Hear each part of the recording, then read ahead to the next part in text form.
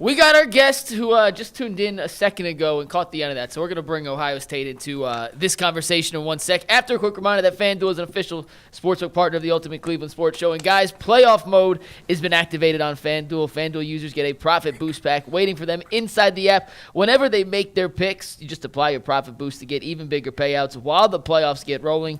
Just visit FanDuel, an official sportsbook partner of the NFL and the Ultimate Cleveland Sports Show. Grab your profit boost pack every NFL playoff game day and start making money with us. And with that, we are thrilled to welcome on Barstool personality Ohio's Tate to the show. He's a diehard Cleveland fan, does some crazy stuff on the Barstool After Dark streams. And Tate, you just heard the back and forth about Stefanski and Baker. I'm sure you've seen the comments. Where do you fall on this? Was it a justified shot by Baker, or are the Stefanski pearl clutchers in their feelings right now? I mean, was it fair? No, the answer is it's not fair because Stefanski didn't say it. I think that's the funniest part about it is he is upset that someone else called it a failure. So, but with that being said, that's how Baker has operated since as long as we've known him, since back in college, is he finds that chip on his shoulder and he holds on to it. He plays best when his back's against the wall and when he has a grudge. So am I surprised he did it? No. Am I, do I see where he's coming from, where it feels like, we somewhat abandoned him and went another way? No. But also Stefanski's not the one, however many years later that's still talking about it. With that being said, Tate, do you think that Stefanski will have success in Atlanta? Yeah, I do, because I think that's the Cleveland Browns way. It's funny to look back at and see that the Browns are in the midst of a coaching search that I think, it's not too much of a stretch to say isn't going as planned or as hoped, or at least, we don't even have the Rooney Rule satisfied yet, and we're talking about second round of interviews. So it's just the Cleveland Browns way, and we got rid of a guy who was the two-time coach of the year and who led this team to a playoff win. So do I think he's a great, all-time coach? Not necessarily. Do I think that it would be just Cleveland Browns football to watch this guy go win in Atlanta? That's what it seems to be. Well, the only thing I say to that is that none of the other guys they fired here have done anything anywhere else. So we'll see. I mean, most guys that don't succeed the first time don't succeed the second time. Just to be fair, has anybody that's gotten fired here gotten a job immediately?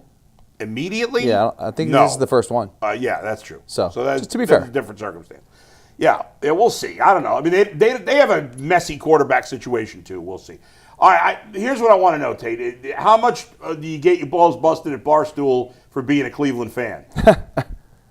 Too much, man. Yeah. Too much, because you guys know who runs the show at Barstool, and that's Dave. So he's the Michigan guy, so that already gives you like a leg down on the competition. Yeah. And then when we talk about having representatives from every single, fan base and city and all that, Cleveland's the bottom of the barrel. So it's tough to be. It'd be nice to be one of these guys on one of the. We stream the games. It'd be nice to be the one that wins one of these times. Yeah. But yeah, it's tough. But when we have our moment, I'll be the first to shout from the mountaintops. There you go. All right, so we do this debate all the time in here. Me and Bull was arguing the other day, and we was doing overtime, and he said that the Guardians would win a championship before the Browns would. In order from the Guardians, the Cavs, and the Browns, which one of those teams are more likely to get a championship first? That's a great question. I would like to say the Guardians, but with that being said, until we spend some money, we're not going to win a championship.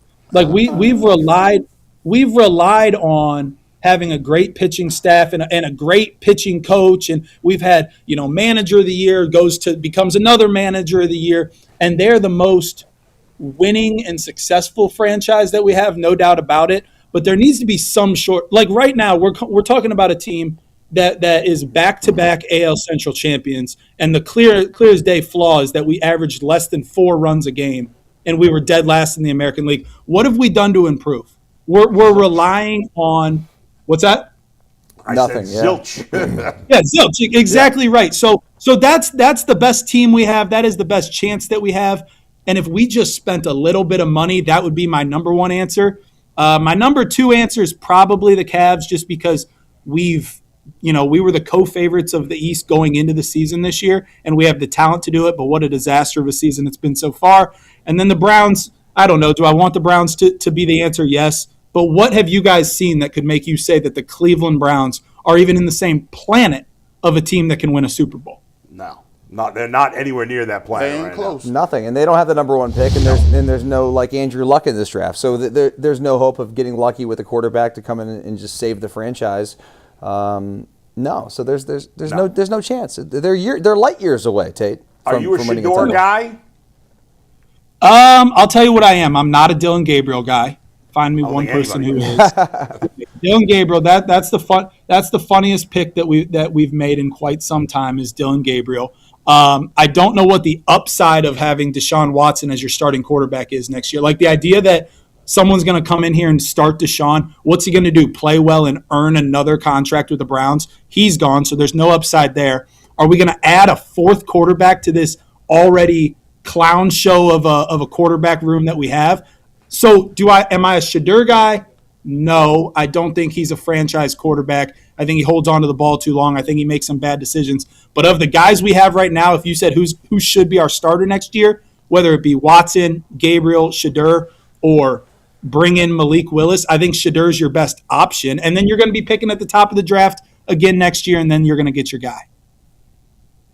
Hey, listen, man, if you look at it in terms of the options, I do think that Shador Sanders is a little uncomfortable because we giving people the two options. Either you get Shador Sanders or you get Deshaun Watson. You pick.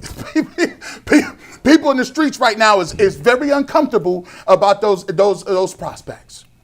And that's why we're not getting a coach. I feel like, we're talking about it a little bit, but what coach is signing up to come here and have this quarterback room that was a joke last year? No one knows who the starter is this year. You're either coming in and you're probably your most talented, I don't even know if you can say that anymore, is Deshaun Watson, but he was the worst contract in sports history. He's not coming back after a year. Shador Sanders is the most polarizing guy in sports. You better be ready to come in and do press conference after press conference. It's going to be a circus when Shador and Deshaun Watson are competing for a starting job. So it would be a whole lot more attractive of a job if we needed a quarterback, like if we could draft one, which we're not going to do at the top of the draft, or we had a solid quarterback, or you could bring one in, but I don't think you can do any of those things. Being a Buckeye, Tate, it was tough. You and me. I mean, it's tough to watch Indiana have this success and believe that it really happened. You know what I mean? But at the end of the day, it's hard to deny 16-0, what Cignetti did, what Mendoza did. I thought that game, his run 4th and 5, that was his Heisman moment, I thought, by far. And probably the only time all year I've looked at this guy and been like, man, this guy really can put a team on his back. And I think he's going to be the number one pick, and I think he's probably going to have a decent chance. Am I wrong?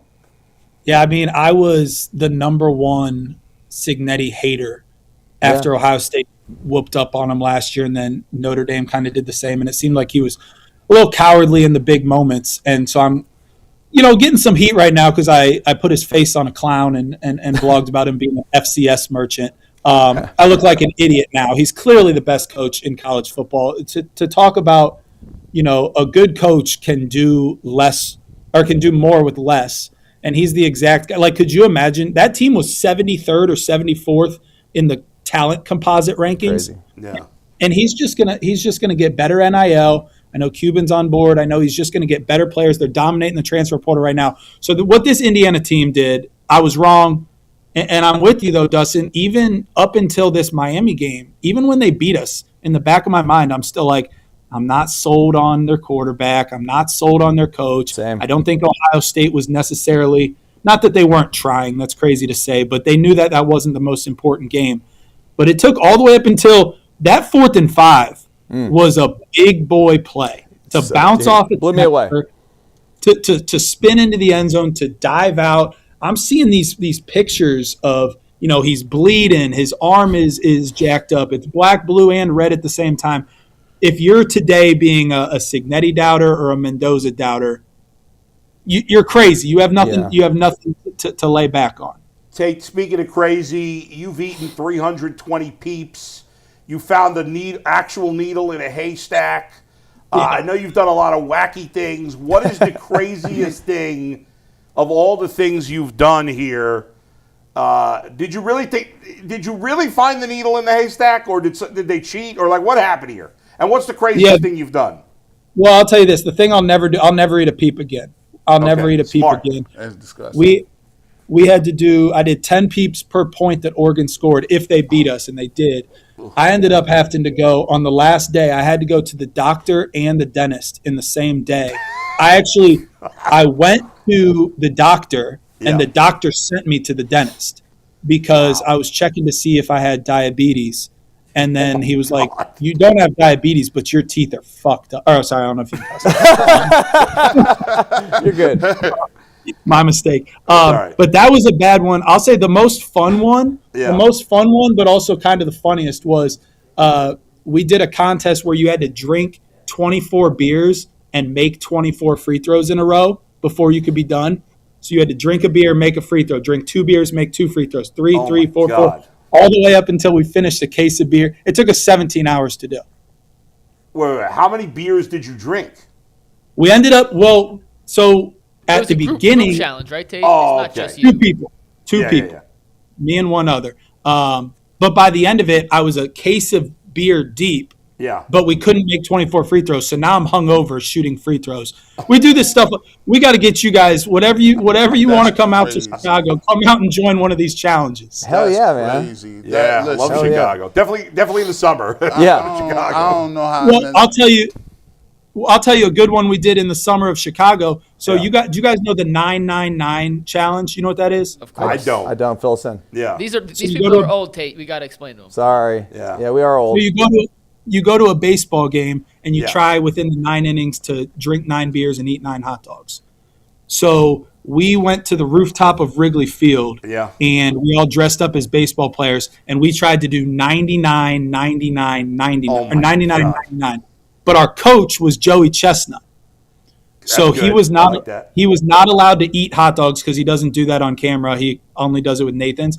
Right. I think he drank 25 beers in 9 innings and just started berating all of us because we couldn't. That's the type of things that we do. Those old style beers at Wrigley, they'll go down in a hurry. The old style beers were good, but the hot dogs, they were having us eat quarter pounders. We had to eat 11 each. Man, I puked everything. God. Tate, I got a question for you. So with the Barstool After Dark streams, you've brought on a bunch of guests. You've had a bunch of other Barstool personalities come and join you.